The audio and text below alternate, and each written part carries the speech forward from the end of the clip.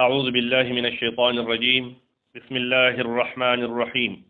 لقد سمع الله يقينا وورد الله تعالى قول الذين قول يعني خبر دعا كسانو تچا د منافقان او اهل کتاب بداوي سيوي ان الله فقير بشک الله تعالی خو محتاج دی حاجتمند دی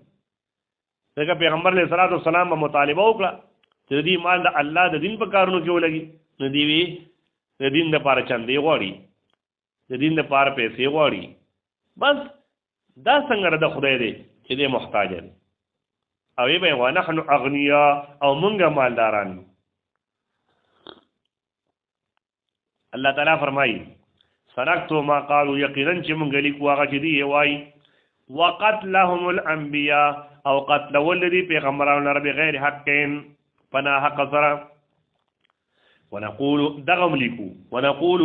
او بوایو مونږ ذوقوا سکه وسو عذاب الحریق عذاب سوزون کې ذالک دغه عذاب بما په سبب د دې سره قدمت ایدیکم چرالی ګلیو اغا لاسونو استاسو نه مخکې چې کوم استاسو لاسونو استاسو بدن کم ګناونه کړیو د کفر او د شرک مخکې را لګلی و د دې عذاب وسه او د پیغمبر علیہ السلام پورې موټو کې کولی قران پورې موټو کې کولی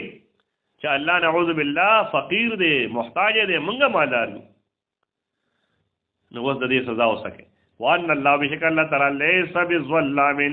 ند ظلم کوونکی العبید پار د بندګانو خپل الذين قالوا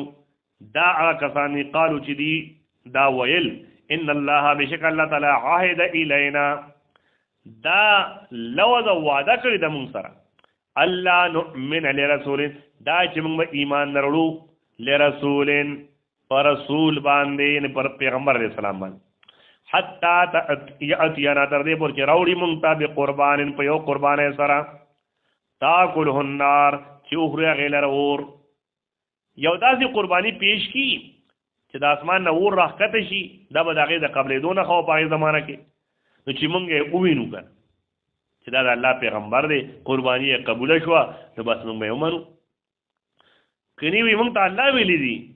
چې ایمان به نه وروړي تر څو پورې چې هغه پیغمبر قربانی نه پیش کړي او هغه قبول شي ویني قول تو ورته وای دا ما پیغمبره قد جاءكم رسول یقینا راغلی تاسو ته پیغمبران من قبل مخکې زمانہ بالبينات بواضح معجزو سره چې تاسو غوښتل وبالذي او په هغه سره قلتم چې تاسو وایي فلما قتلتم من ولي قتل تاسو غیلرا ان کنتم صادقین کچره تاسو رښتونی یې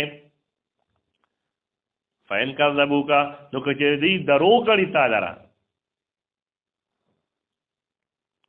فقد كذب رسول یقینا د دروغ نسبت کړي شو پیغمبرانو ته من قبل کما مخکستانه جاءوا بالبينات چغیرات دل کړیو په واضحه معجزو سره والزبر په صحیفو سره والکتاب المنیر او په کتاب روخانه سره د اغي ته ولې دروغ نسبت کو چې ستانه دا مطالبه دي کی